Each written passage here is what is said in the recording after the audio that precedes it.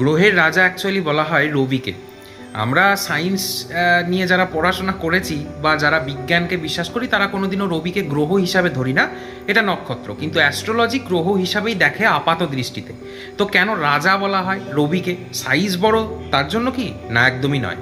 কারণ রবি যদি কারোর ভালো থাকে বা রবি যদি কোনো ভাবের সাথে যুক্ত হয়ে থাকে এবং অষ্টম দ্বাদশ ষষ্ঠ ভাব যদি না পেয়ে থাকে, তাহলে নিশ্চয়ত্বক ব্যাপারটা মনের মধ্যে দেয়। কি নিশ্চয়ত্বক? যদি কর্মভাবের সাথে যুক্ত থাকে রবি ভালোভাবে, তাহলে কর্ম হারিয়ে যাওয়ার ভয় থাকে না। নিশ্চিত আমার কর্ম থাকবে, আমি সারা জীবন কর্ম করতে পারবো, এরকম একটা ধারণা ব্যক্তির মধ্যে তৈরি হয়। তার মানে কি? সরকারি চাকরি।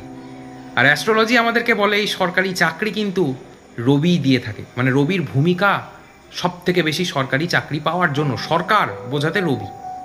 আচ্ছা, দ্বিতীয় আর একটা কথা বলি, যদি অর্থভাবের সাথে অর্থাৎ বৃহস্পতি দ্বিতীয় ভাব এদের সাথে যদি রবি কোনো রকমভাবে একাদশ ভাব পেয়ে যুক্ত হয়ে যায়, তাহলে তার মনে কিন্তু নিশ্চিত অর্থ, মাসে মাসে তার এতটা অ্যামাউন্টের অর্থ আসবে, এরকম একটা কনফিডেন্স কিন্তু সবসময় থাকে।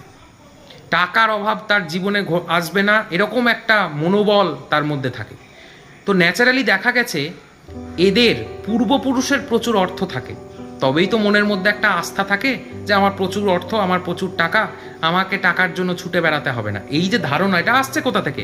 নিশ্চয়ই তার বাবার বা কাকার বা জেঠুর বা দাদুর জমানো অর্থ রয়েছে, এটাও কিন্তু রবি দেয়। তো রবি এই যে নিশ্চয়ত্বক ব্যাপার, এটাকে ডিনোট করে। এইবার দেখতে হবে কোন ভাবের সাথে যুক্ত হয়েছে রবি। এবং সরকারি চাকরির ক্ষেত্রে আমরা অনেক কিছু দেখি, দ্বিতীয় ভাব, ষষ্ঠ ভাব, দশম ভাব এবং প্ল্যানেট হিসাবে রবিকে। এরকম সূক্ষ্ম বিচার দরকার। মডার্ন অ্যাস্ট্রোলজিকে কাজে লাগাতে হবে, নাক্ষত্রিক কানেকশন দেখতে হবে। ভিডিওটাকে শেয়ার করে দেবেন। রাধে রাধে।